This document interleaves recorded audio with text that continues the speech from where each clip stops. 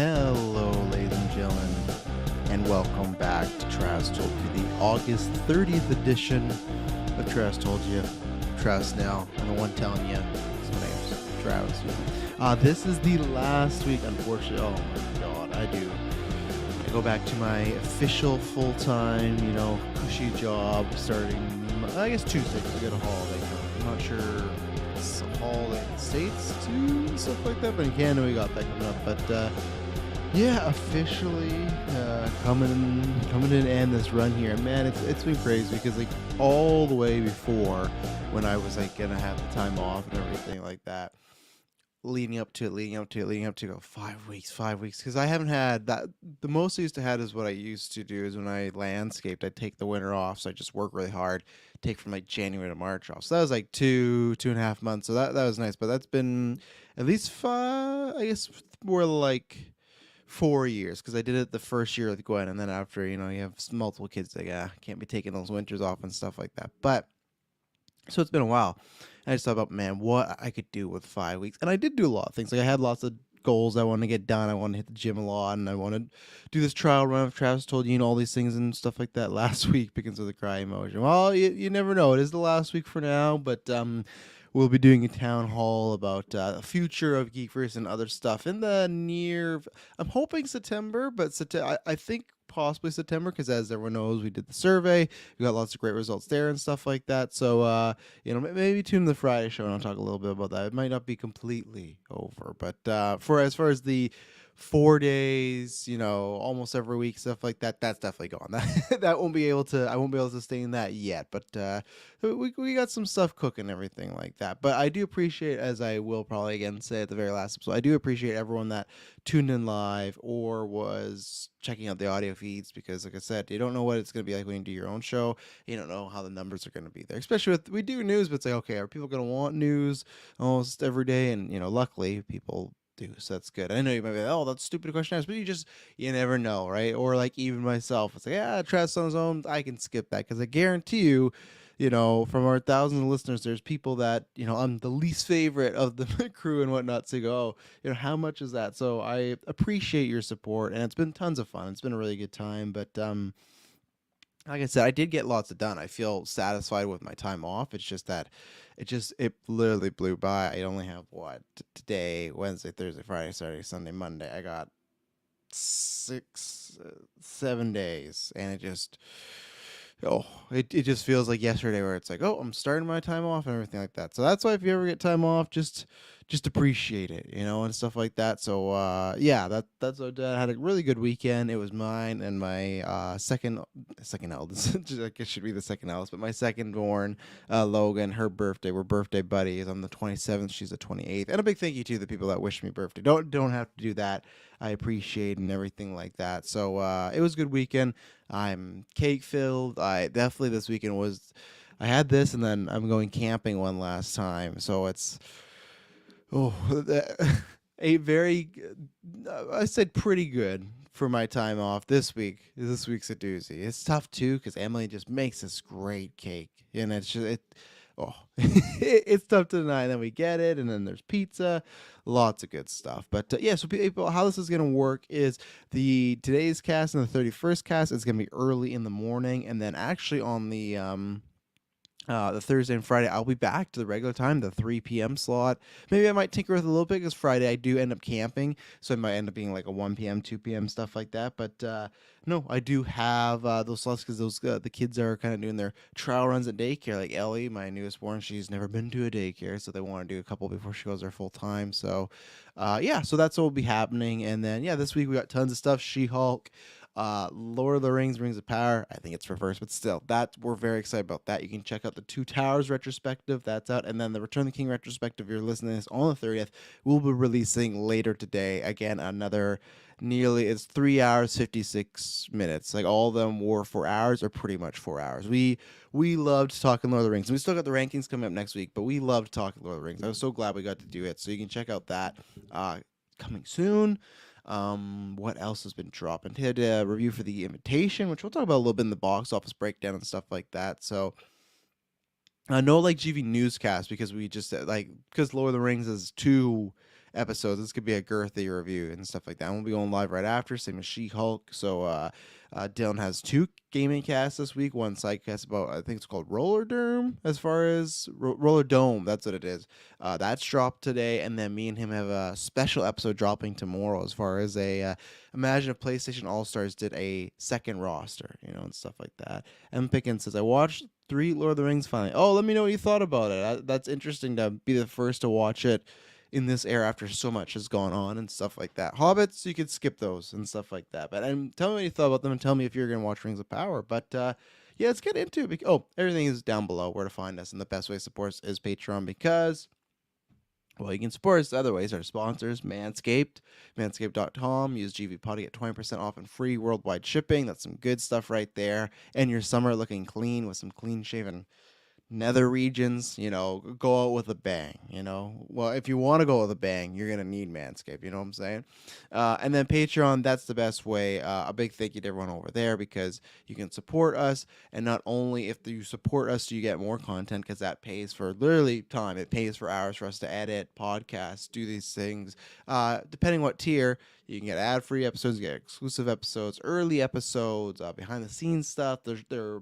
September's coming around, so after 9, our call-in show will be coming back at some point. Lots of good stuff over there. So we thank you kindly to everybody that is on those tiers and helping us out. And we thank you all are listening as well. But yeah, let's get into it because there's surprisingly a lot of news because I haven't.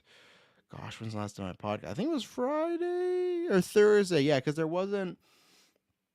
I didn't do a Travis Told You on the Friday per se because we were doing. That's why it works this week because we were already recording some stuff, but we talked about the DC head and everything like that, and I just want to do a Tan Kirklin because there's lots of things going on. So I'm like, let's just do it for this show and everything like that. So, but since I didn't do that, there was still lots for the weekend, and then Monday. Oh my goodness, I have too many notes. That's when you podcast. How many notes do I have right now? I got 285. Let me know what you got. So our main topic. I should know our main topic. I don't really gotta look it up, but it's still good too. So Fantastic Four. We are literally just over a week when we get to this Saturday. It is the week from D23, the live action panel, right? We got the games one on Friday and then live action one that's gonna have. And I'm not sure if it's Friday. I think it's Friday as well. They're doing something for animation, like Disney, Pixar, stuff like that. I don't know for sure, but I feel like that is happening. So if that happens, we'll be covering that as well. But then the Saturday, we'll be doing a live watch along and then covering it right after. It's going to be us with Marvel Alliance and DC Alliance, a big old crossover, big old Geek Ultimate Alliance, our podcast network. Check them out. 6 shows a week, covering almost everything from the gamut of geek world and stuff like that. So we're going to be doing a big crossover there, so look out for that. That panel's going to have Disney, Star Wars, Marvel, Fox, or I guess they're still Fox. They're Fox Searchlight, stuff like that. So all these rumors are going around. So obviously last week the Matt Shankman thing broke, right? And then it was like, he's not directing Star Trek. So that's looking like that's a lock. And we did the D23 prediction, and we won't reveal what we did because you can get that early. That will be coming out later on this week, that cast. But we did debate the pros and cons, or are we going to get the cast? Because we all thought, okay, the cast should be coming and everything like that. We've thought that for a while. But at the same time, it's if they just hired this director, I feel like the director should kind of have a say in some of it, even though Marvel does love to do most of their own casting. But also at the same time, maybe Shankman's been with this gig for a little bit, and we're just hearing about it now, which happens a lot. There's so many times where someone's been cast for a while, already filming, and then it comes out in the press oh yeah, by the way, we got this person. So the timeline's kind of all messed up, right? And now there's been rumors for 2 of the casting, but let's start with Reed Richards. Reed Richards, obviously, member, the leader of the Fantastic Four. I sometimes give it to Sue because he's definitely the smartest man in the world, but Sue's the backbone, and Reed Richards gets them in some sticky situations. It's kind of the same way as I know Iron Man's probably the most popular Avenger, but Cap was the leader of it, and I don't know if people would still probably consider Reed the leader, but it's a little touch and go with him. He has quite an ego. Sometimes it gets him in trouble. Anyways, we get the casting in what is it? Multiverse of Madness. And I create everything. Oh, it's going to be John Krasinski, blah, blah, blah, blah, blah. It's been interesting because I feel like it's looking more and more like it's not John Krasinski because there are different scoopers putting out, I'm going to talk about the Penn Badley thing. There is Grace Randolph, who it's funny because I feel like Grace met someone, not like in a relationship wise, but I mean like she met someone or has a friend now that like moved up position, because I feel like she's dropping a lot more scoops. And it sucks because like personality wise, I think she says some like harmful things to people and creative and stuff like that. I think she can be she is unfair, and I think she's just kind of just generally rude. She's just one of those people that take shots at people where it's not necessarily needed. It's like if we talk about actors and it's like most of the time, unless they're a complete dick and they do a bad performance or something like that, we try to, just not the greatest. We try to like sugarcoat it. I feel like it's not that case with her. Like all those examples, her, Jessica Chastain, but it's the thing, same thing I tell you guys all the time, right? Where it doesn't matter if the scooper's an asshole, if they have a track record of being, right or semi right. We're gonna talk about it because that's just the bubble we're in, right? So she had been putting out stuff, but all the things people have been putting out have been J.K. less and John Krasinski, I guess I should say, not J.K. Simmons. Even though, no, he wouldn't be a great Reed Richards. He could have been a good Doom at some point in his life, but I'm happy we got him back as what's his face there, J. Jonah Jameson. So. All these rumors have not been Krasinski, and it's been funny because I, for years, have just seen Krasinski, and I said that, okay, and I'm still partially right about this, but I said, well, them casting Multiverse Madness, they better use him, even though it's a multiverse thing, because lots of people are just going to be mad, and that is the case, but now I feel like, I don't know if it's just because people saw it and went, meh, or they just got more louder because they think it might be happening, but it's been much more divide I really want to see John, to like, please not John, like, whether it's enough with the fan cast, whether he was a bland choice, whatever it may be. I'm surprised because I felt like for years I was the only person. Again, I would not be mad if it was going to be him, but I just it's tough because even that 5 minutes in Multiverse Madness, they don't give him much, so I can't even be a judge of that. Like, okay, this seems good enough, but I just never thought it was like the perfect choice, and maybe it could have been too, and maybe he was. That's the whole thing, right? Where maybe they wanted him and you know what? I am too busy, or I want to do this, or I want to trick that. So they could have went after him. We don't know, but I just thought overall, I was surprised it was going to work out in general. And who knows? It still could, but I feel like because we're getting these casting lists and everything like that, not happening. So start with Penn Badley. That's one. That happened a few months ago, where it came from out of left field that someone put up. Yeah, I'm hearing rumors of Penn Badley. Talked about that, and then they kind of got quiet. Now they're coming out again. Now it's been a mix of, some people said like they have reported it. Someone came out and said, I reported, but actually it's more like a gut feeling, but I think that's the choice. So it's this mixture of some scoopers saying it's not that that's the one. They've saying that he took meetings with Marvel, which could fucking mean anything, right? Just because they took a meeting doesn't mean he's a front runner. But still, if it is like how we talked about just a second ago, how these rumors work, where it does actually happen, that trickles down. The fact that it trickled a few months ago, and then it's like trickling again with people saying he's had a meeting, or just even scoopers being like they have a gut feeling. It definitely adds to that fire. And it reminds me a lot of when Edward Norton left Hulk. There was all these rumors about who was going to replace Hulk. And Mark Ruffalo's name kept coming up. So when they did that Avengers stage reveal and Mark Ruffalo came up, which I always laugh. They always said reprising the role of Bruce Banner, Mark Ruffalo. To me, when you say reprising, it's like, oh, the actor's coming back. And I like Mark Ruffalo enough. I would have loved to seen Edward Norton in the Avengers. Like that dynamic with those actors, would have interested me more. But Mark Ruffalo, solid like replacement and stuff like that. So it reminds me of that, where there kept being rumors popping up, and it was like it's a foregone conclusion. Now, I don't know back then because I was younger, so I don't know the source of those rumors. That could have been like Variety and Deadline. Those people are not the S tier, A tier people. They're not reporting this. They're putting it out. But then there was also another scooper that said that they're not going to report on this the same way they didn't report on the Andrew and Toby thing. Which one of them, I think it was Variety, did put out some about Andrew. But it was weird that all of us knew, and tons of scoopers were like, Toby's definitely in it. Toby definitely in it. We never got that full on, boom, they're in it. Like the big old exclusive from Hollywood Reporter, Variety, Deadline. It was strange. And I definitely feel like they give them favors. Like, hey, just don't report this. We want this to be a surprise. If you do this, we'll owe you one, right? We'll give you a scoop down the line. We'll get you exclusive. I wouldn't say screening because like they get those out all the time, but they definitely make deals, and I feel like that happened there. And Disney could be doing like, hey, we really want to save this for D23 as much as we can. They already lost the Shakeman thing, but that could have been like, hey, we'll give you the director because like it's not a super sexy name. If it was a director, like it wouldn't happen. But like Jordan Peele, you'd be like, let's save that. Matt Shakeman is not a sexy name, but he's a good name. He's a solid name, and I see a lot of people going, oh, just such a boring choice.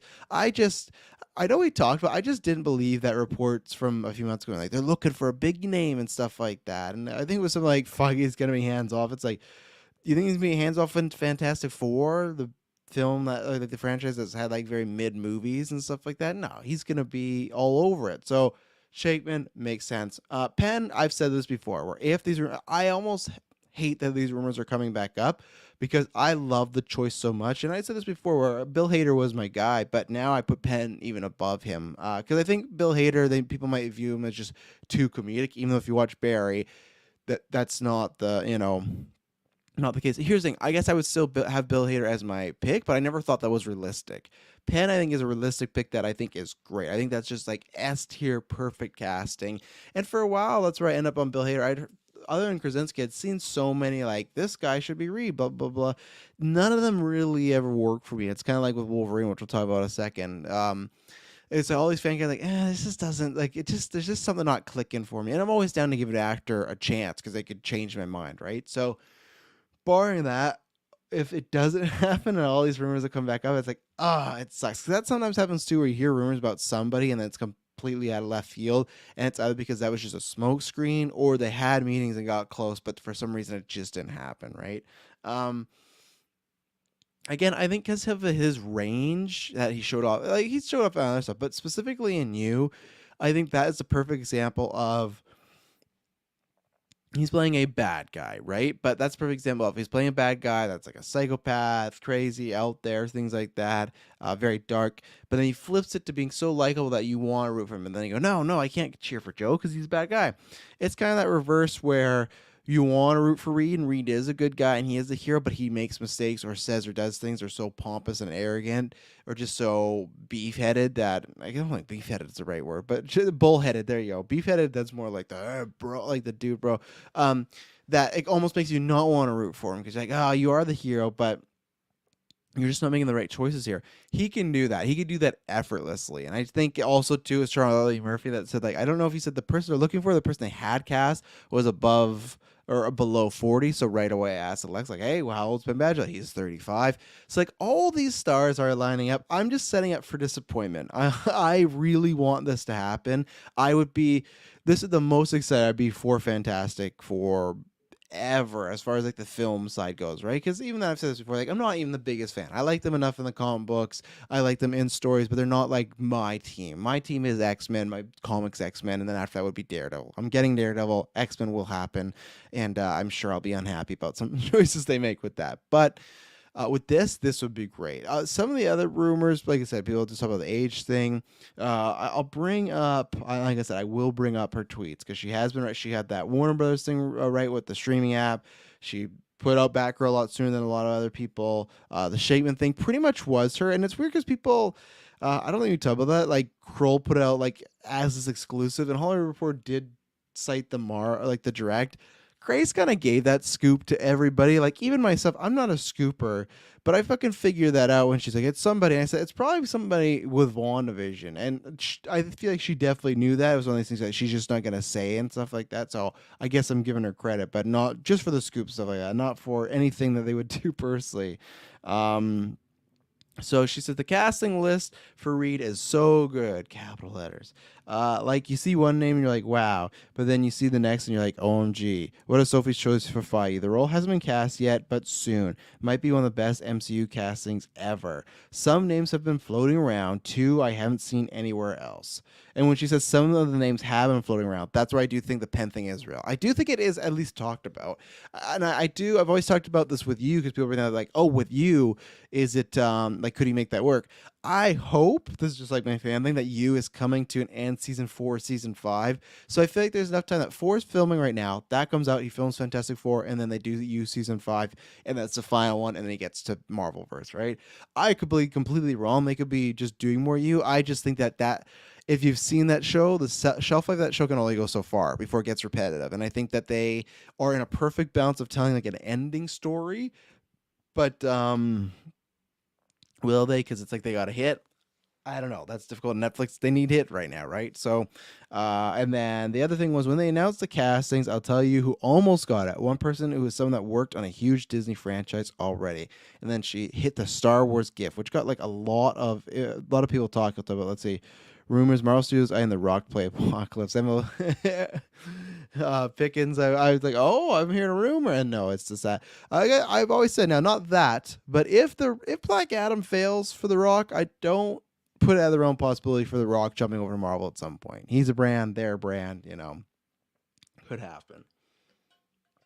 Let's see here. Earthbound Man. Grace has been legit sources, so her recent info has been legit, but she makes her speculation in videos, and her speculation is always wrong. 100%. And like I said before, like people can, like Ray says over Flightcast, right? Everything's subjective. You can have your opinions. Some of her opinions are just like talking about people's appearance, or like I said, like the chastising and stuff. That's where it's like, I guess, but if you're like the bully type opinions, that's not cool, and that's why it's like I don't tell you to go there. That's why I'm reading. I don't tell you to check out our channel because like speculations, but that's fine because we speculate and we get a lot of stuff wrong too, right? It's just the way she does it, and even this. I remember like with the Spider-Man stuff, she had speculated like maybe it could really happen that Tobey and Andrew are in it, and then she took that as like that was her scoop. I do that all the time with Travis Told You, but they're never scoops. They're predictions that come true, and really I've just made like a fun gimmick, right? She'll be like put out something, and if it's true, it's like I told you. It's like no, there was another asshole type of scooper that got that before you and put that out. So the scoop game, it's very gray, no black and white stuff like that. But that's what I'd say. Don't check out her channel. But with her saying stars, and like Earthbound says, she has been right. And that's why I feel like she has a new source. I really do feel like, because before she was the person throwing out fucking Wonder Woman 2 was Flashpoint and all this. Like she threw out a lot of shit. And the Snyder stuff, she'd go back and forth like, no, Ben's done forever. And then a week later, like, oh, I'm here. So it's just like, and again, speculation, whether it's that or rumor, you don't really know. But with the Star Wars one, that was interesting because I started to go down the list, right? And I was talking about this with our Discord, join our GV Discord for their listeners, and the hosts are in there. It's a good time. It's going down the list. Boyega and Isaac are, and that's all I thought about first was the original trilogy. Boyega and Isaac are out. Boyega's doing a different path of his career. I think he could do something like that eventually, but not right now. Isaac's already Moon Knight, so that's taken care of. Well, then you get to Adam Driver, and I agree. I was talking about those Cave Star Wars Alliance, and I've always said this. I feel like he did have his fill with Star Wars. Now, I don't think they need to kill him off because there's people, even if they had their fill, which is funny. We all just assume that, but he's never said that in the press. I think he said like, "Oh, I'm pretty happy with my run and like I'm satisfied with it." But like Oscar Isaac and John Boyega specifically, like, I don't want to do anything more. And I feel like Driver's like, yeah, like if there's something there, like always. So even if behind the scenes he's like, I'm fucking done with this. To me, narratively, creatively, financial-wise, it's dumb to kill him off because people like Harrison Ford changed their minds and stuff like that. So, I don't think he's looking to get into a Marvel Studios being that guy for another 10 to 15 years. And I also, with the way she phrased it, someone that almost got it. Now, that could be, let's say, Adam Driver meets with Feige. They really like it. They talk, and they say, scheduling is just not going to work. I'm sorry. That's the only route I've seen. Adam Driver, to me, is that type of actor where if he were to walk in for Reed, he's walking out as Reed. They're not going to be like, oh, audition, Adam. Like, you do that. Like, he's such like an acclaimed actor now. I don't think he would have to have a meeting. I don't know if it's exactly like Mahershala demanding to be Blade, but I think that he just has the gravitas, and where someone like I think Bill Hader or Penn Badley does have to maybe audition or talk or go through some hoops because they don't have the same. It's funny, like they've been around longer than Adam Driver, but Adam Driver in the short span just has such a resume, and he just knows like this guy is gonna be a powerhouse and a former Academy Award winner. Like to me, he is Bale's the greatest actor, and then after that, it's probably Adam Driver, like currently right now. So I was like, okay, who else? Then I thought Donald Gleason. I was like, man, that would be tons of fun. Donald Gleason would be really like a really fun read. He's the same thing that he could play. Like you look at Ex Machina or Black Mirror, even he did that show Run where he can play like a charismatic asshole, but like in a bit more a darker way. I'm excited because I think it's tomorrow that show. It's either tomorrow or tonight that show with Steve Carell premieres where he's a serial killer and he kidnaps Steve Carell, who's a therapist, and he just wants him to get like him fixed and then he'll let him go. I cannot wait. And Don Gleason, I think, is one of the most underrated actors. When I fell in love with him, yeah, he was in Stars, but I always says when I fell in love with Don Gleason, go watch About Time. I know some people, if you hate rom-coms, you're gonna look at this, go, oh, look at, because the cover's just like him and Rachel McAdams like laughing in the rain. It's like, oh, this is lame. No. Go watch it. It is like I won't say a life-changing movie, but it's more about life and not just, oh, him going after the girl. And there are scenes where you're gonna bawl. It's gonna destroy you, and it's some good stuff. But it's still like a movie that's like kind of like everything all everywhere all at once, where there's shit going on, not like crazy that, but just like it's about life, and it's about the good stuff of life, and you leave there feeling more positive, even though there's some like really sad things that happen. So, and then I start going down more lists, like, okay, so you got Disney Plus shows like Pedro. I don't think Pedro, I like Pedro. I don't know if he'd be the right choice for Reed Richards, even though I think, okay, I'd be willing to let him make it work because I trust Pedro. I just think he's got so much going on. I don't think him in the MCU is at the realm of possibility. It just feels like right now is maybe not the right time, but I don't know his schedule, right? And I don't know what Last of Us is like for him. And then after that, I wasn't really coming up with too many other people as far as, like in Boba Fett or Obi-Wan. It's gonna be who, and it's gonna be who, but like, and that's where she said like almost got it. So I don't think it happened, but I think Donald, like that could be the one, and maybe she said she's gonna reveal some names and stuff like that after. So we'll see. But now we got stuff for Sue Storm. So we're gonna take our first ad break, and we'll be right back talking about the other half of Fantastic Four. And we're back. So that's what was interesting, because I was talking about this with Dylan. It's like, so far we're talking about, okay, does the whole cast walk out? Is just one of them and stuff like that? And I was like, I feel like it might just be the one, right? Because as of right now, there's only rumors about Reed. I don't think we're getting that full stage, like, walkout, like, this is a Fantastic Four. Now, we may be, because there's these rumors now, and then some people have been, like, some scoopers said kind of Johnny and the Thing will likely be more like B-tier actors. And not B-tier, like, as far as talent, just, like, unknowns, people you wouldn't have heard of before. But it sounds like with whatever they're doing with Reed, he's going to be A tier, and then whatever they're doing with Sue's going to be A tier. Now, I will preface this as a grain of salt, because this Scooper was hacked once, and people are unsure if the account is back to the person or if it's the still the hacker. But nonetheless, I'm going to share this and just give out some names. And I will say there's a reason why I actually don't believe this. So you got Lily James, and the preference. Some names I've heard, not fake, but the idea of being, these are the A tier actors: Lily James, Amanda Seyfried, Philippi So, who I don't know, I got to look up actually, Jodie Comer, Saoirse Ronan, or Vanessa Kirby. Who's Philippi So? Let's take a look. I'm gonna look up, like, oh, her, but that name does not sound familiar at all. Let's see. Let's see.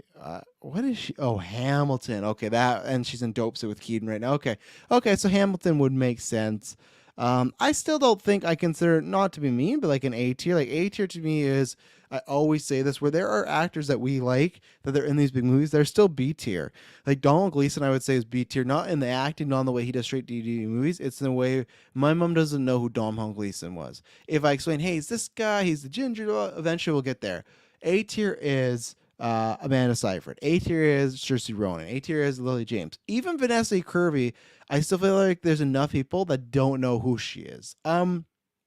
So why I think this is fake. Now, this is where I could be wrong. Why I think this is fake is because Seyfried, Comer, and Kirby, those are fan castings that have come up like all the time in the past 3 years. And that doesn't make them wrong, because they're fan casting. Yeah, maybe we got that with Ahsoka recently. You got that with JK and stuff like that.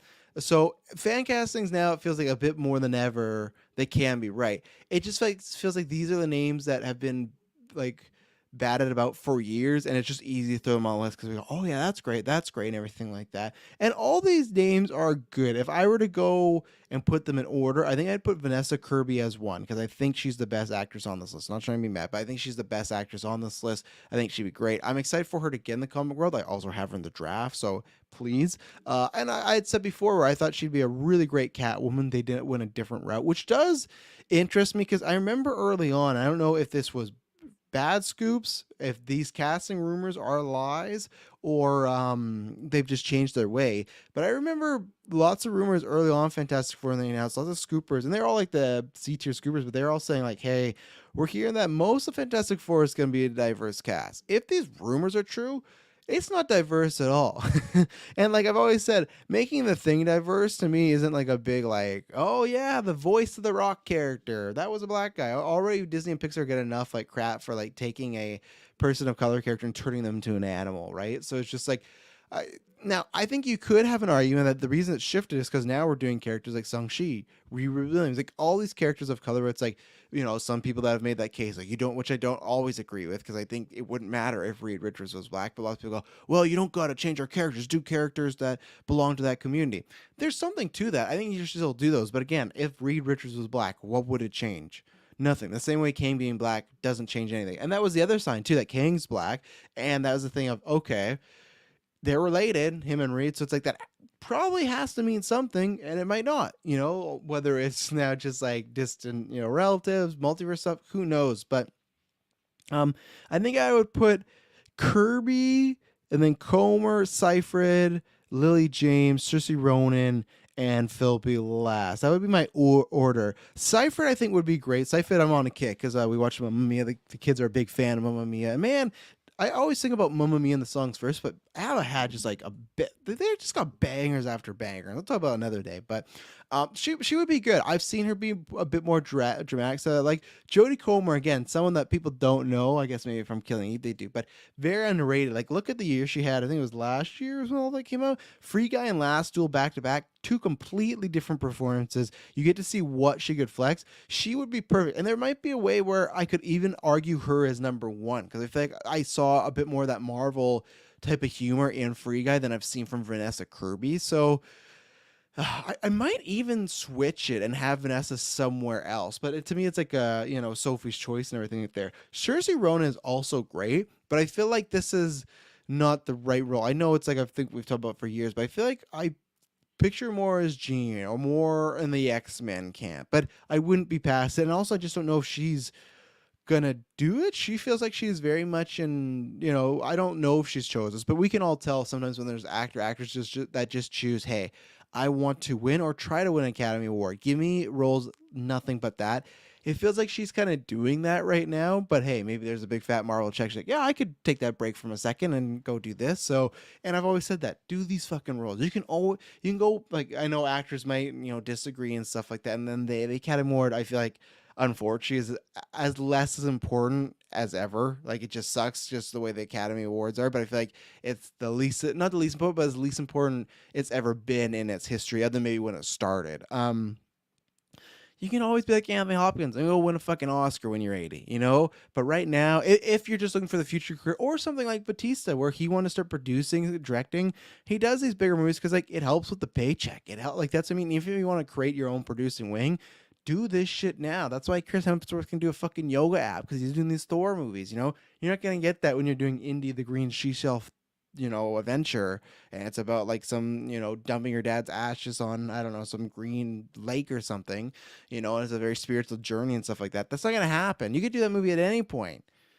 Can't do Fantastic Four there. So I like the list. If these were true, great, perfect. I would be happy with Philippi. I don't have much to say because I haven't seen her, but all of them else, I'd be happy with all of them. So we'll actually see if this is legit, and maybe we're going to get that casting too as Fantastic Four, and even Penn with any of these people. And that's where it does feel a bit different, because I feel like all these actresses other than Philippi are I feel like they're all bigger star power than Penn, and nothing wrong with that, but I feel like you'd be getting people that are similar star power, where I feel like most of these people, other than maybe Jodie Comer, are bigger than Penn. Like, more people would know them over Penn, which is fine. Penn, Yu's very successful. Yu's always number one when it comes on Netflix. People talk about all the time. So, you know, alas, we'll see if that casting becomes true. Speaking of another casting, and back to, you know, our aforementioned Grace Randolph. So this is a two for right now. So I didn't talk about this last week, but let's speak about the Henry Cavill in the room. Henry Cavill, there's been rumors again that he's going to be coming back. He's going to be in Black Adam. So Humberto Gonzalez, who works for the Wrap, I put him on the B tier. He's been right before. He has some good scoops, but he's not like S tier where he's bad in 100 or bad in 95 or something like that. But he did a Twitter space, which is, they're all right. They have some problems like the features and everything like that. But they did some Twitter space where Eric Davis, another I think he works for EW, and it was just because Humberto's on holiday. They just want, and they said they're gonna make it a thing, right? And of course, us fans are listening to them because we're gonna get like little scoops. Unfortunately, like the little scoop we got here is like, if people were wondering, there's an event film scheduled next February with Warner Bros. And everyone's like, what is that? Apparently it's just Magic Mike 3, which, that's cool, but everyone's like, oh, okay. And then he had said he also saw Blue Beetle and stuff like that, and he said that was looking good, so good. Hopefully that still means that's coming out. And then they're answering questions from the fans and listeners. And Eric Davis asked them, said, hey, at whatever Twitter handle, is Henry Cavill in Black Adam? Or is he coming back as Superman? And Humberto says, well, I can't answer that because that would be a spoiler. Now, what sucks about this is there's a lot of people that, and I talked to people that are more in that camp, that had been reporting that the week before that Henry Cavill was filming stuff for Black Adam, that are not scoopers at all and just completely, like, they say they're scoopers, but they just take shots, right? And that's what sucks, because if this is right, I feel like, lots of these scoopers that are just making shit up, like a giant freaking robot will go, well, see, look, clock is right twice a day. We're great scoopers now. So that could happen, and maybe there is a few that might get some new information, but then there's a few other people that were like, okay, I'm hearing the same thing. People are tracking back to like Henry Cavill being somewhere in like LA in July, and maybe he filmed it here and I have to just keep with it that I believe when I see it. Now, everyone's taking this as confirmation, right? And I do think the way that Humberto answered of saying, well, it's a spoiler, to me, that would just be him saying, yes, you'll see him again. And that would make people really think about it, right? Or think, okay, he's in Black Adam, because that's been most talked about.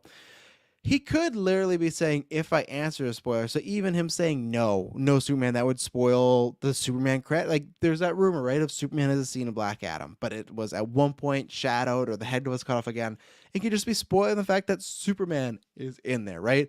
He answered in a way that's very safe, but of course, I would assume, though, like, I think that's how you could backtrack, and I take it as there's a chance that's what he meant, but I feel like he's just trying to create some buzz, and it definitely set up that way of like, it would be a spoiler. To me, it would be a spoiler, something that you're confirming it's going to happen. So he knew what he was doing, and again, I want it. I want to be back as Superman. I like him as Superman. I like Henry Cavill. I think there's a lot more to do with that character as far as Henry playing him. I think especially whether it's the DCU or just like a solo film, and if it's directed by Snyder or not, there's a lot more to do. And Henry has always been game. Every time you ask this fucking guy, he wants, I want to do it. I want to do it. Now, it's tough for Warner Brothers, because I feel like if he's there, we've talked about this before, where 2 points of contention with him has been, one, money. So in this time where you're losing a lot of money, you might have to buck up some money. Is it worth a gamble? I don't know. That's for them to decide. I think it is. If you're sticking with if you're going to reboot, then no, fuck it. Don't bring Henry back. This is just a waste of money.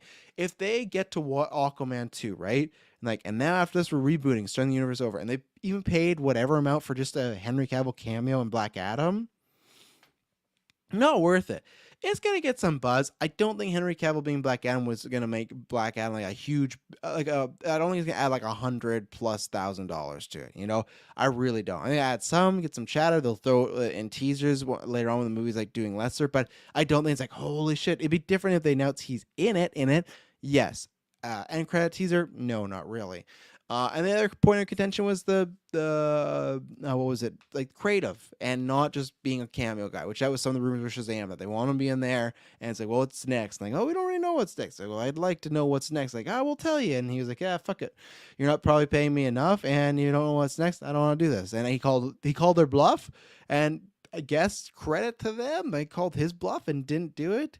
I will say not credit, because they should have made that work out and everything like that. So if he's back, I would assume that he is back for more than just the one. And I would agree with that, because I've said this before, that I think he will be, Big Dan Lin, if he's taking over DC, will be doing the soft reboot route. Maybe a reboot down the line, whether it's a crisis, but I think a soft reboot for now. He has a lot of chips already in play. He has a lot of actors in play. If you got Henry back, I've always said this, Gal's Wonder Woman, Jason as Aquaman, and Henry as Superman, that's great. Even if you don't have Batman, Cyborg, Martian Man, whoever you want to say, that's a great foundation to start building Justice League back up again. I think you can have a lot of success there. So then we got Grace Randolph coming back. And for my opinion, Black Adam, I'll believe it when I see it. We've just heard it so many times. I want it to be true, but right now I'm in the camp that he's not in it, and there's just lots of mix up. But ask me when we get closer, maybe that'll change, but I don't.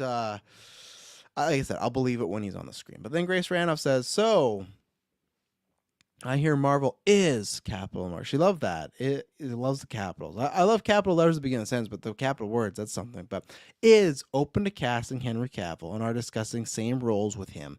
At least one that I've heard of. I enjoy Cavill very much. Very much in the right role. I'd love to see. Okay, just her thoughts. Yeah, it's interesting, right? Because I had said this before that why wouldn't Feige and team go and get a guy? He's a good actor. I think he's getting even better. I've talked about it before, Witcher.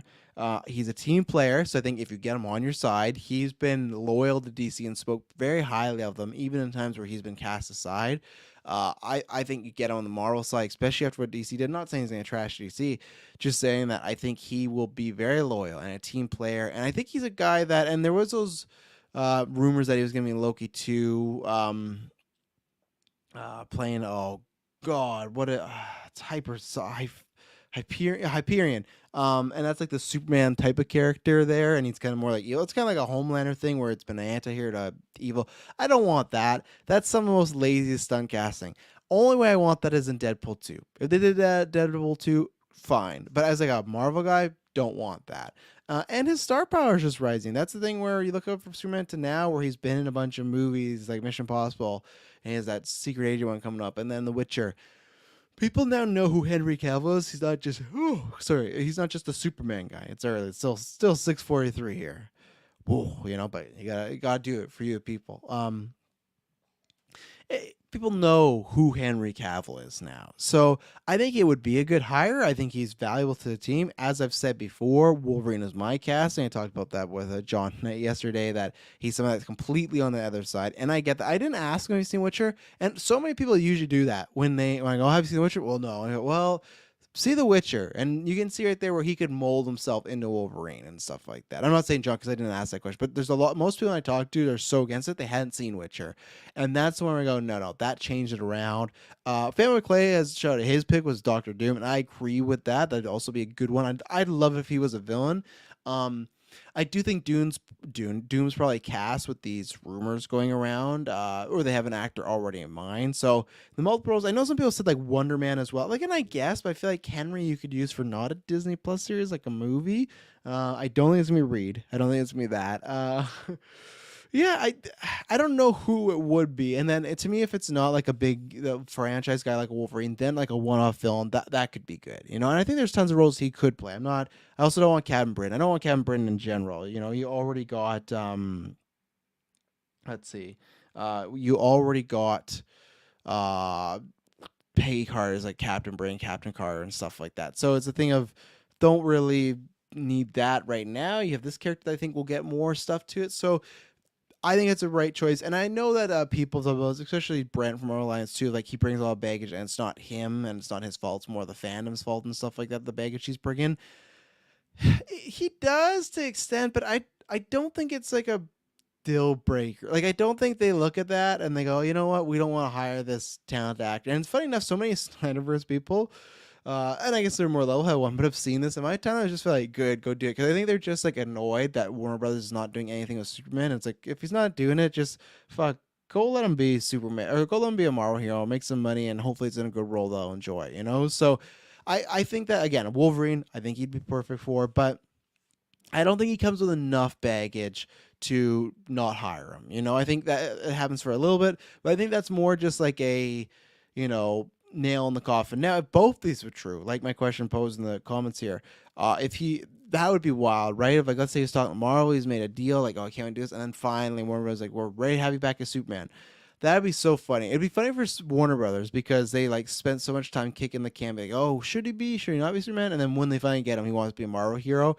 I don't know if that universe is possible. We've seen people be in them at the same time, but I imagine him being a bigger actor would have two bigger characters. But there'd be kind of something fun about that. So I wouldn't be opposed. It would just be very weird of him being Superman and a Marvel character. And that's why I think like a villain that is completely like very different, even if there's some prosthetics, that would be some of the best for like kind of like Bale did with the Butcher, right? So we'll see. Back at him, we're gonna get that answer in a couple months, so we'll get that out of the way, and then with the other role with Marvel, that could be at any point, right? But I feel like the Superman, I still feel like if he goes back to DC, there's a chance those Marvel talks end. Like, oh no more. So yeah, let's take an ad break, and we'll be right back with some Batman news. We'll be right back. And we're back. So this is like a twofer. Daniel RPK, kind of, C+ tier scooper.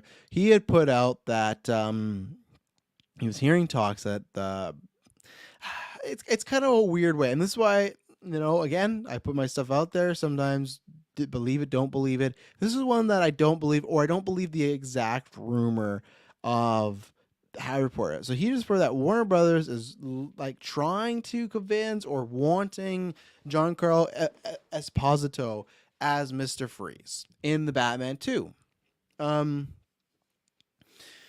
It's strange wording, right? Because we talked about Giancarlo a few weeks ago where with the whole Marvel stuff, but then a few scoopers came and said like, yeah, Marvel's not really talking to him at all. He's just trying to drum up his interest, which I had a feeling. I'd said that, right? Like there's something weird about him talking about the role when he hasn't been cast for it, and old school Hollywood would not like you kind of trying to get fan support for a role. I still believe he could be a Marvel, but I don't know if as Professor X and stuff like that. So, and he had even brought out, remember, Dr. Freeze, famously about people he could be paying. So maybe there's a chance that he won't be a Marvel. That's a longer franchise, bigger check, but DC's been talking to him about this. I find there's a few reasons why I don't believe this and why I think it could be something else. And what he does for his Patreon, all of a sudden he puts rumors out there, stuff that's not that verified, but stuff he's just hearing, And some people even speculate that it's just bullshit, just getting a Patreon. But there's been some stuff from the Patreon that's proven right, so we talk about it.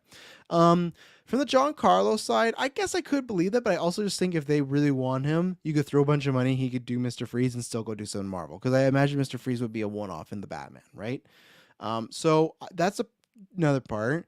Matt Reeves and like they just from the more bigger tiered scoopers, Matt Reeves and Matt Thompson apparently have not even started writing the Batman yet. Still could happen, right? The script, like it could just be the pitch. Like this is what I want to do with Mr. Freeze. I feel like we've heard like minor rumblings with Mr. Freeze, but it's been always C tier and below, and then the rest is just Matt Reeves talking like, oh, I would. It'd be interesting to do Mr. Freeze, and people took that as like, fuck, he's doing Mr. Freeze. The same way people took like Robert Pattinson to be like, you gotta read Corvallis. Like, fuck, they're doing Corvallis. It doesn't mean anything. These people are Batman fans. Like, just because you're a fan of something doesn't mean you're doing that as the next movie or the next script, right? It's a weird place people jump to. I get it, but both those I always went, I don't think so. Because Court of Owls, though, I think is easier. It's a secret society. They do some DNA splicing. There's some freezing of bodies. Sure, all you got to do is take that stuff out, and they're just a society, like a cult that's been around for decades in Gotham. And maybe they don't do the thing where they don't age. It's just always passed down, right? To me, easier to do. Again, with the Batman kind of had that where Bruce is finding a Gotham that he thought he knew, but he really didn't. Court of Owls is to a much greater extent because Bruce didn't know they're there the whole time. He thought, man, this is kind of like, how did I not catch this? But even then, if this is Batman in year 2, or I think year 2 is the first one, so if this is like year 3 or 4, I still think that's enough to be like, oh my God, there's been this secret thing when we just said the Batman. It might feel repetitive, right?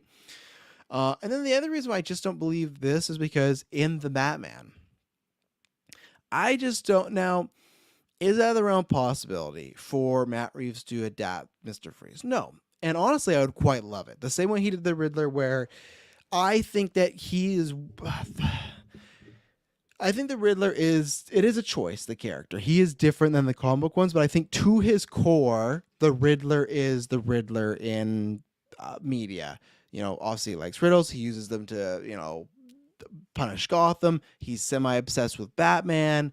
He's obsessed with his identity. He wants to teach Gotham a lesson, stuff like that. Now, things they add about like the corruption as far as like being an orphan, things like that. Those are shades of color that Matt Reeves added to the character. And even people, oh, the costume doesn't look like that. Even that's like that fit what the world they're going for. To me, that Riddler is way more Riddler than Jim Carrey's Riddler. Jim Carrey's Riddler is just he's playing another variation of the Joker, and so he's playing Jim Carrey dressed up as the Riddler. So to me, I think he did that character lots of justice. It's not like the exact like most common Riddler, but he took the essence of that character brought to life. I would love to see that with Mr. Freeze. I think he could do that. Even if you were to tell me, hey, it's going to be a very realistic way, and even this freeze gun, it's going to be like a very like realistic variation of like, oh, we can freeze some stuff or something. I'd be down for it because Mr. Freeze needs that. I think there's a great story to be told with Mr. Freeze in any capacity, right? Go watch Batman the animated series, Heart of Ice. If you haven't read any comics either, like that is just a reinvention of the character, and that's something like this could be a movie. Batman the Animated Series has so many episodes, like this could just be a movie. Make this hour and a half, 2 hour movie. You could do it. So I could see something like that being done. It's just that's where I still feel like he might be on the edge of being too fantastical. Because even the freeze gun, if you were to put a freeze gun in the Batman, I know people say, oh, you can make that realistic. It's still weird. And I know people go, well, there's stuff like the way he lands, which is like, okay, that to me is just suspending your disbelief. Or like Clay has a problem from DC Alliance with the bomb. To me, it's like, well, he got the gauntlets up, he's fine. People bring up like the detective mode, right, where he has the eye cameras that record everything. That's not fucking crazy. People could do that nowadays. So it's just like we've not met like freeze gun technology, so you got to take that away, and you got to take the. I would imagine I can't be around and not cold temperatures or I die. You got to get rid of that. So I feel like you really have to strip Mr. Freeze. Where Riddler, they changed some things, they adapted him, but you didn't have to strip away a bunch of stuff, right? They just made some changes. Mr. Freeze, I think you got to strip away a lot. But the story of, hey, a man trying to help a sick wife and then turning to a life of crime, there is a story there. It just won't be in here. And that's why I just don't believe it. I still feel like the villain, whether people like it or not, is not going to be supernatural, not science fiction, and it's going to be very crime-based. It's not going to be this because, well, there is rumors that he is in the Penguin show, but it'd be something like a Black Mask, something like Two-Face, something like Joker, something like Scarface, something, I think, Rupert Thorne, one of the Falcone, who was the Maroni, and it's like villains that are more tied to Earth and stuff like that. And even Two-Face, I know people go, well, we saw it in The Dark Knight already, blah, blah, blah. For me, it's like Dark Knight could still be my favorite movie, right? I've said this before where I haven't done it yet. I got to do a Dark Knight, the Batman back and forth. Because every time I think about the Batman movie, my favorite, like, oh, but the Dark Knight. And then I think about the Dark Knight, oh, but the Batman's the movie I wait for. So it's like a 1-2, 1A, 1B. With the Dark Knight, yeah, I think that storyline was great for what they did. I think him being like a more side villain was great, but I still think there is a story of a start to finish. Even Bruce and Harvey having a relationship, especially be great if like Bruce is very reclusively starting to do these things, and everyone he meets in Gotham is fake and phony, but he meets Harvey, and that's the first time he actually feels like a connection of, hey, this guy could make some changes. I think there's a full movie you could do with Harvey Dent as Two-Face. I also think there's a great movie where you could just introduce Harvey Dent as Harvey Dent and then do Two-Face later on. But with them missing a DA, it is very suspicious timing. And I just feel like it's going to be one of those characters. What I think, either it's just completely wrong, either I'm very shocked by this, or what I think it could be is a mixing up of rumors. Because I could see two things. One, them planning this for the DCU. Now it might be like, why there's no Batman movie, this and that. Maybe there's stuff like they are talking about a Nightwing movie or a Batgirl movie again. Like maybe there's something in the Gotham sphere that they're talking about where he could fit into there. Or, and it might seem less likely, but I hope it's not. Or they could do a Black Label movie where you could literally make Victor, and I think Victor Freeze is like Joker, where okay, yes, you need, it sucks that Batman wouldn't be there to stop him, even though maybe you could make a Batman just swing down, stop him, stuff like that. But if you just change it to police, like I said, there's a story of this man getting sick and then also trying to help his wife out, but having to turn to life of crime and these things where I think even the Black Label, yeah, it's realistic, but you could do a semi, larger than life, just making the freeze gun stuff like that. I think you could do a Elseworlds Black Label movie on just Mr. Freeze. I think because he's so compelling. There's some people that say, oh man, when was like, but even then, like I think like Scarecrow, that is a compelling one. There's just some characters that people throw out, and you go, okay, now we're just throwing out villain movies. Like I don't know, which is fine, but like what I don't see it from the angle of it being a compelling character story. I need to be sold on it. Mr. Freeze, right away, even without Batman, that is a compelling story, right? It's a story of desperation. It's very much like a Breaking Bad sort of story. So that's what I feel. If there's any truth to this, that this Mr. Freeze rumor is for something else. And again, I actually want to be wrong. I would love it if Reeves is doing Mr. Freeze, because then I'd be like, man, we're going to get something very different. But I think it's going to be a lot like Tom Hardy and Bane, where they stripped a lot of that way. But I'm still fine to see it. I'm down with the change. I have comics. I have the animation stuff for Mr. Freeze. I would like a really good adaptation, but all it has to be is to the core, not joking, not, he had a thing with the wife and Batman Robin, but it feels like lots left on the table there. So yeah, we'll see if this actually comes to fruition. I think we're gonna be waiting a while. These rumors are coming up. That's the other thing too. I think the Batman, the producer said like within the next 5 years, right? They're starting to write the script now. So we're in 2022. The Batman just came out. I think like the earliest we get this is 2025. So we won't be hearing casting at least maybe to like the end of next year, which is fine if it's all on track. But I'm just saying, if you hear these rumors, even us talking about them, but yeah, they could be true, but it's going to be a while. All the two things I kind of want while I'm waiting is also got the Penguin show. I want more in the Arkham show, so I guess I want more than two things. But I wish they would do a solo Catwoman series or movie for HBO Max. I don't know if they're going to do that now, but I'd love that. And I also just hope that she is confirmed. I really hope that Zoe Kravitz is in every one of the Batman movies. I really hope that happens. So we'll see. Maybe this will come to fruition. Maybe it won't.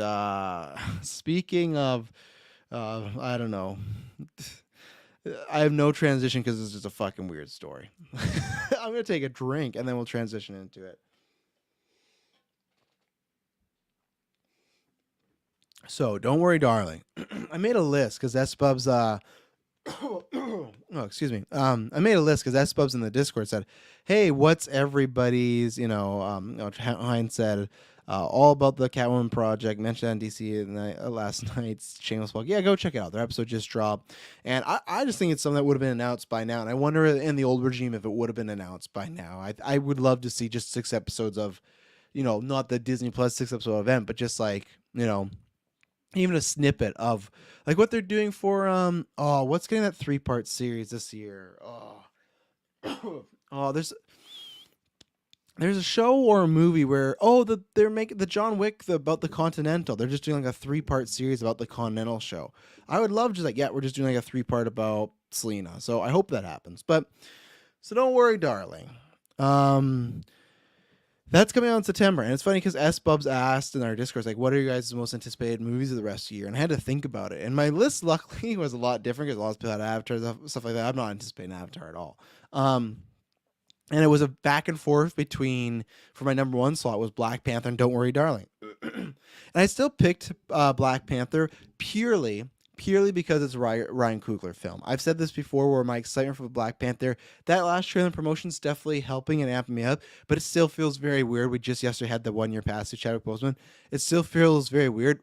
It also just feels still too soon, in my opinion. So there's a level of, I am intrigued what they're going to do, but I can never get oh my God. Something went down the wrong hole with that last string. So hopefully this next one hurts it. Hurts it, helps it, that don't get to hurt it. YouTube viewers, you're the ones that have to brave through this. The audio people, they'll never even know. So I'm interested in it, but kind of morbid curiosity, right? But I still put it as number 1 because it's Ryan Coogler making a fucking film. I think Ryan Coogler is one of the best directors, and hopefully it's attracting Avengers 6. Please, Feige. And then I had Don't Worry, Darling as 2. I think as a film, I am more excited for that. So it's kind of been a bummer this year too, because I saw it. I think it's a book. Saw it, trailer, fell in love with it. Reminded me a lot last night in Soho of what we are here at GeekVerse. We love that weird thriller horror shit. I'm glad that we kind of bonded on that. There's some we love more than others, but I love that we see it's like something unique. And cast is stacked. Olivia Wilde did great with Booksmart. This kind of came out of nowhere, I feel like, but she's doing press for the movie. Okay, cool. Talk about Shia LaBeouf. He was originally cast, I think, in Harry Styles' role, right? So they're talking about Shia LaBeouf, and she says a statement that she fired him, and it was to protect Florence Pugh and wanted a good set and everything like that. it all made sense to me because from multiple counts now, obviously you got Shia's real life stuff, which Shia, it's so funny because like before he kind of what I said before where with Ezra Miller, I felt there's some stuff the past few years where they just kind of felt like an asshole to me, right? And that's where it's like it was hard for me to buy some of the stuff going on. And now I hope we're not going to talk about what they talked about last week as far as he met with Warner Brothers and stuff like that, or they met with Warner Brothers. Great. I hope they're getting the help, and I hope I'm wrong. I hope that person comes on the other side. They're better for it, and I can enjoy their work because I was a mass fan of Ezra's work. Same way as Shia, that I was a big fan of his work, especially, I always felt like he was an asshole or kind of weird, but it felt like he was trying to mellow out there. And I can't remember what that movie's called, but he did the movie where he was playing his dad, and it was a version of, I don't think it was exactly it, but he was playing a version of his dad, and then the main character was him as a kid. And it was kind of showing like, okay, look at this stuff, look at how he grew up. And that kind of gave me this, okay, I understand the way he is a bit of a troubled character, maybe a bit offensive, maybe like grinds your gears, rubs you the wrong way. And then look at the way he grows up, you kind of go, okay, I kind of get it. And that could even still be the issue for why he is the way he is. But there's still a certain level where I can't excuse it. And you can go look up the stories of like that. He was accused of assault, sexual assault, things like that. There's been cases before. There's been talked about like how hard he is to work on set. So all the stuff tracked, if even take away that assault stuff, which is like terrible stories and everything. And now I think he's kind of blaming it on alcohol and stuff like that, which, you know, okay, could be true. I get there. You can't comment on other people's life. I was very, I won't say concerned, but caught off guard when John Bernthal dropped that interview with him, because it just is, with Bernthal being friends with him and Marilyn Manson, especially Marilyn Manson's been accused of for the past few years by multiple people. It's just, like, John, it's just not a great look. I know you want to stand by your friends, but it's just like, it's just...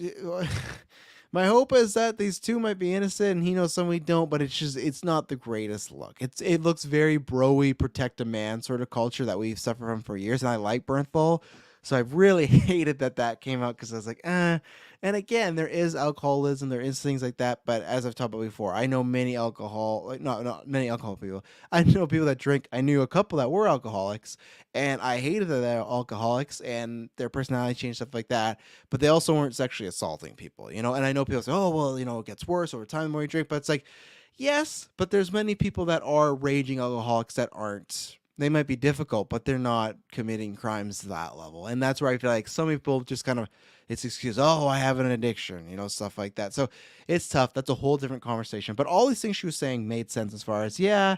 And he had even been reported to be hard to work with even before these type of issues, right? So it's like, to me, this makes sense. Then Shy goes to Variety. And he says, I got these texts, I got these emails, stuff like that.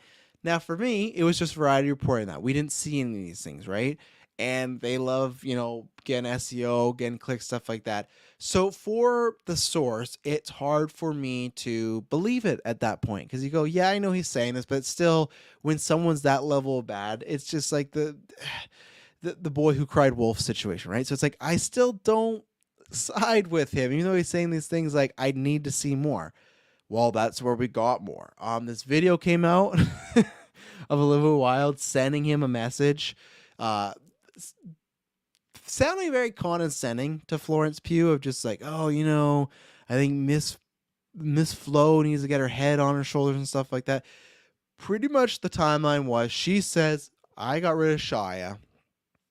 And I remember on those times, the report, like, Screamers were saying that she did get rid of Shia. So I think she did play it off that way, or that's what the Studio Star people thought. So I thought, oh no, this is all tracking with, I had heard that, no, he was difficult and didn't want to go that route, or she didn't want to go that route. But this was pretty much saying, okay, I fired Shia. He puts in emails a video message that did leak after, which I'm sure he had a part of.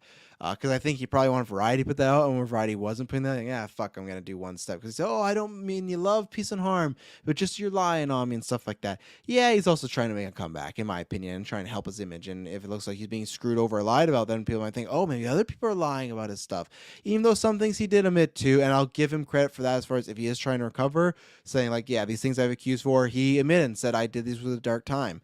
Again, we all go through dark times. I've never done these things at dark time. I know many people haven't done these things at dark time. So it's only an excuse I can go so far with. But then this video is pretty much just showing that it looks like Florence Pugh and Shia were not clicking, or she didn't want to work with them, etc. And she to Florence and the public is saying, I'll take care of this, get rid of Shia. Where to Shia, she's like, no, we could work this out. Maybe you guys could talk. And yeah, just saying like, oh, Miss Flo was gonna learn a lot. Like pretty much just saying she's young and inexperienced, and that's why the way she's acting, give her a pass. It's not a great look. It's not a great look at all. And like obviously the past few months you had like the CinemaCon thing where she got served. That's been back and forth where she wasn't letting her be served. That's conjecture, right? Because she could have been saying that, and I know Siddiq says, "Oh, I don't know when they're gonna say it." At the same time, all that's conjecture. He easily could have been asked, so like, "I know she's gonna be at this date." Olivia Wilde easily could have been like waiting to be served, never happened. He could have just been a vindictive ass because it's not like we don't know people like that would be like, "Hey, have them get served their papers and a bunch of fucking other, around a bunch of people and just embarrass them and stuff like that." So that one, that's a 50-50. But now when you get this stuff, it makes that story look less on her side. Where you go, I don't know. So it's not great. The rumor is that Florence Pugh is doing less smart or like very limited promotion for this one because she's so busy with Dune. Sure, that could be the case. I just think that it's suspicious timing like everyone else, right? And don't worry, darling is Warner Brothers.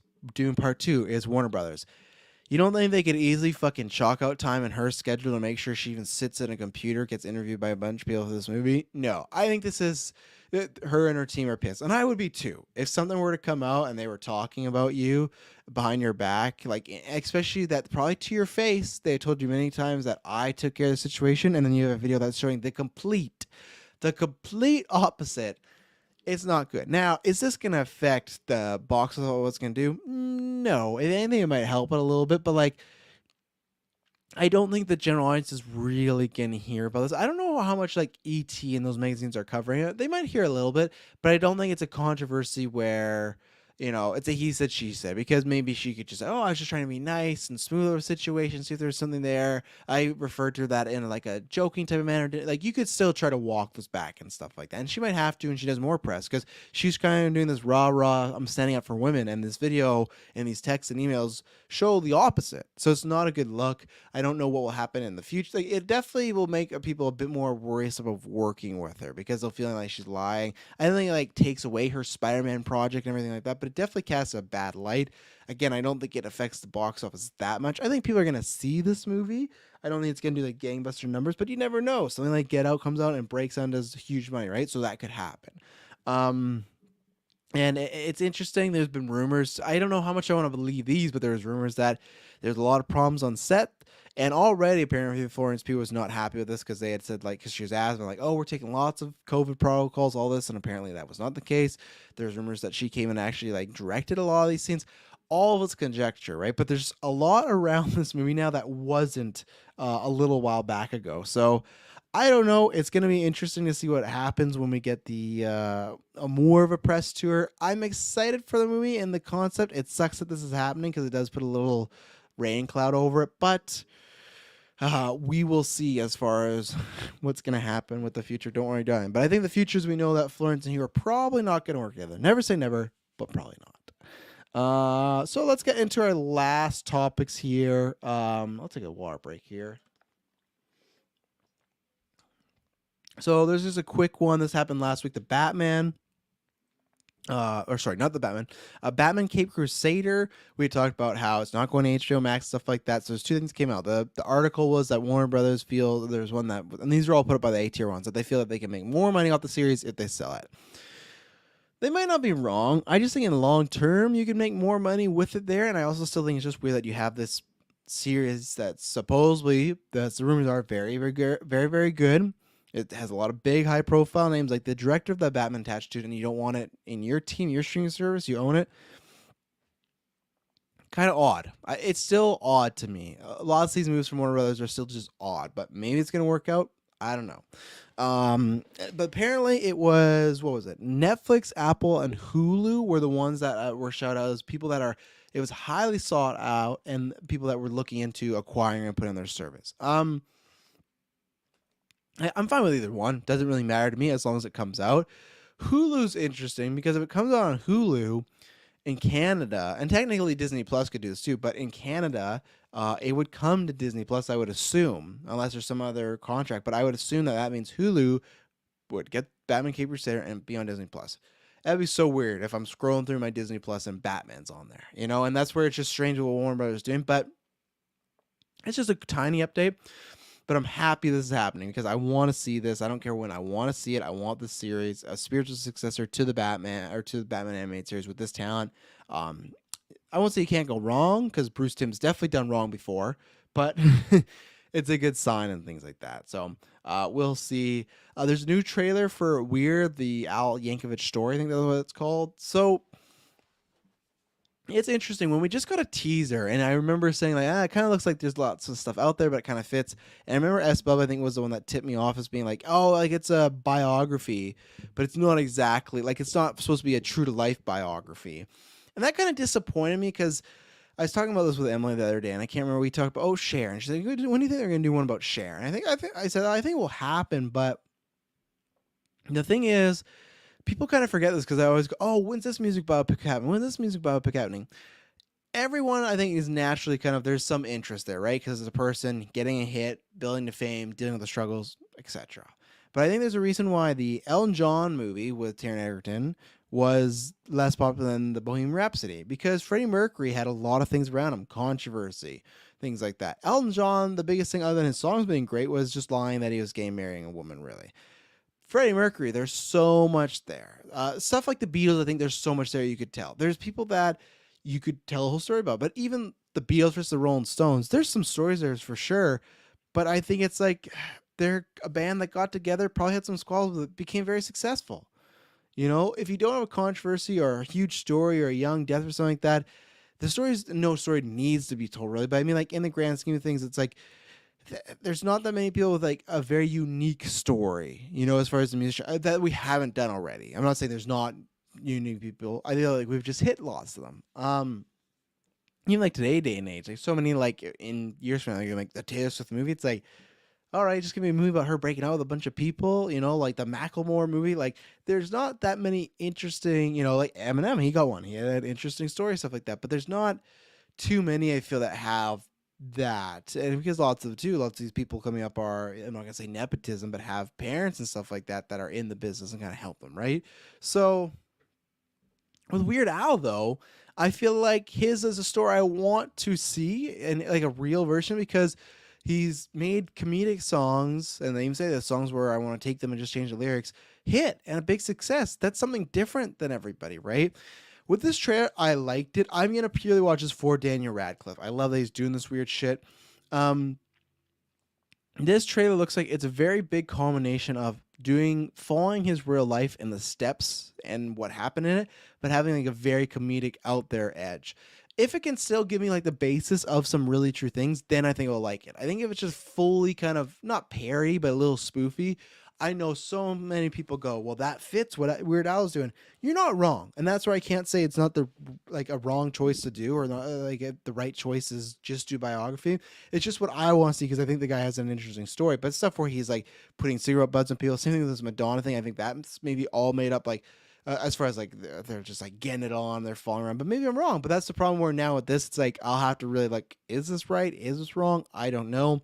So it does fit, but I kind of wish it was more biographical. But this trailer started when he was a kid, and the first half just looks like he could be like a weird individual with an origin story, right? There's nothing that is too out of the realm of the real world. So maybe if I get enough of the real world stuff, I'm happy with it. It's coming, I think it says November 4th or something like that. Yeah, it is, because I think it's the day before the charity stream. So we will not be reviewing that until like the next day or anything like that, or like the next week if we do it. But I'm excited. Daniel Radcliffe's looking like very toned, very ripped in this, so good for him. But yeah, well, I'll definitely see this, and maybe we'll talk about it on a future episode of a Travis Told You, if that was a thing. That's a tease for people if they're listening to the hour 14 mark, and then finally we got the box office. I don't think I did box office last week, so that was my bad. But the domestic top 10 this week was I think it's like one of the lowest box office weekends. I think The Invitation, I don't know if it was August or just, it had some record of being the winner of like the lowest weekend in a while. Because The Invitation was number one. Go check out Taylor's View, but only 6.8 million, a number one movie. You had Bullet Train, which I'm happy, still making money. It's 78 million, which is great because I think its budget was 60, so slowly trekking along there at number two for, so it went up actually. Last week it was 3, and then it went up to at 5 million. Beast made 4 million, which we'll talk about in a little second. Top Gun Maverick, even though it's digital, still in the top 5 at 4 million. Dragon Ball, big dip from 1 to 5 with a 4.6 million. Super Pets, 4.1. It's made 74 million. It's like kind of chugging along there. And again with Top Gun, like coming up in 7 and 8 is Minions. Both of them, Minions and Thor, both of them like 2.7, 2.6 million. It shows like those movies came out longer, like way after Top Gun, but Top Gun's still just always chugging along, making money and stuff like that. Like it shows like what a powerhouse it was that these movies that came out that should be there longer are falling to Top Gun. Number 9 were the or 10 where the Crawford sing, and that's actually being like a successful hit too for being such a smaller movie. So the few things I want to talk about: The Invitation, haven't seen. I think Taylor liked it, so good win. What I can see from the box office overall is that it's waiting for a big movie, you know, and like what is coming out next. That's like big. And don't worry, darling. Actually, it sets that up in a perfect situation because you're just looking for any movie a bit bigger, and that could have a get out where people are now sitting around waiting for movies and things like that to come out. Let's see here. Barbarian's coming out. Don't Worry, Darling's coming out. The Bowie one's coming out, which I can't wait for. The Avatar re-release actually could make like a good little chunk of change, but really, that's another thing too that I didn't talk about with Black Adam. It's like the next big blockbuster. So you know what? At first, I was going back on like it being a hit, but with it getting a bit more room with Halloween Ends, not that's a big deal, but going like streaming as well. It has 3 weeks before Black Panther, and really, other than Don't Worry Darling, there's nothing huge, and I don't even know if Darling's like huge coming out from now to September. So I actually think it has a good chance now. The other two things I want to talk about, I guess just one thing was, and Rogue One came back in the theater, made $1 million. Good for that. It's just Idris Elba, and the biggest one is 3,000 Years Longing. Oh, so I'm a bad case. I think this is just a bad release. I wanted to see it. I love George Miller. I've heard mixed things on it. I've heard marketing was not the greatest for what the film actually is. I do want to see it. I just don't know if I'm going to have time to see it while it's in theater. So I got to ask a few people that have seen, like, hey, visually, is it really worth seeing on the big screen? Because we have to chalk out some time for it. Because I love George Miller. And I actually really like the trailers, but the reception was not as positive as I thought it was going to be. But to start with Beast. Beast came out, and that's a movie. It's like Idris Elba has these 2 movies back to back that are just doing not the greatest. 36 million, and so it's gonna make its budget back now. Budget was 36 million, and now it's at a box office of 36. But I think it's made most of its money, and again, usually to be profitable, you got to make double. So that's a movie that's probably not going to be that profitable if it is just like minor, like just breaking even. So not great. 3,000 Years Longing though. What was it? 2.5 on a 60 million, or sorry, it was 2.9. 2.9 on a 60 million budget. Oh, and that is not like, it's not going to be like Everything Everywhere All at Once, where that like had a decent opening and then it kept like chugging along. This is a movie that like next week might make the same, might make less, and I guarantee I don't know what it is because all those trailers had like exclusively in theaters, exclusively only in theaters.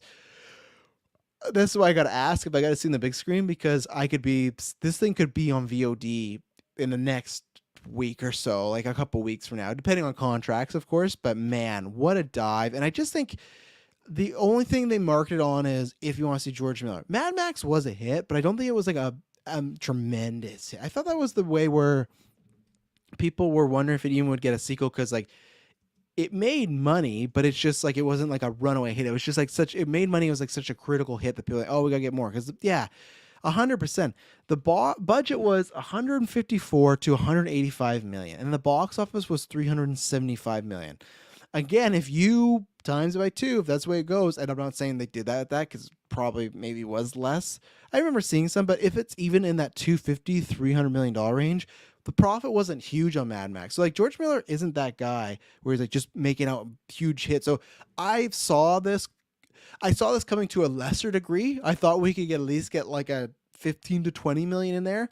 But 2, oh my God, you must as the studio just like, that's just a fucking shot below the belt. And let me just see who did this here. But that's tough. And that's one of those things where you're banking on it. It's a weird movie, but you're banking on the name to pop, and you're banking on, hey, so many people loved and saw Mad Max Fury Road now talked about. Maybe we'll get that.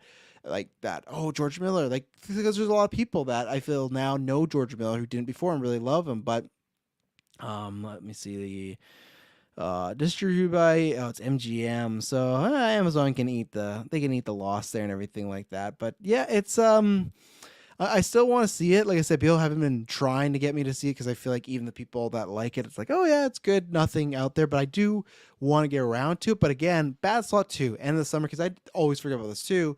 In America, the people, you got kids going back to school, and that's like parents are busy doing stuff. You still have to, even myself, it's the end of summer, we're getting ready for school, we're doing last camping trips, there's people coming in town. It's tough unless it's one of those massive movies. It's tough to. That's why August used to be a dumping ground. January, sometimes February, and then August used to be movies that are unconfident in. Let's just put them out there, make what we can, and move forward to the fall. So, yeah, big ouch. This week, the Spider-Man comes back, and that's going to be interesting. I'm not going to be personally seeing it, but I'm going to be interested to see what it does. It's only 11 minutes of footage, but still, maybe it has some, like, it's on a lot of screens, and maybe it's going to have some time to, like, swoop it up and make a bunch of money because, not a bunch, like, I don't think it's going to go crazy, but, like, at least be number one and make some money while there's, like, a hole in the box office. But, yeah, that is today's episode, Trash Told You. I think everyone that did tune live chat, it's early, so I think anybody that is there. So again, tomorrow will be another early one, and then Thursday and Friday back at the afternoon slot. Should be somewhere between 1 to 3, somewhere in there. I appreciate everyone that listens on the podcast feed, and I promise when you hear from us next, or if you hear from me, it'll not be boring.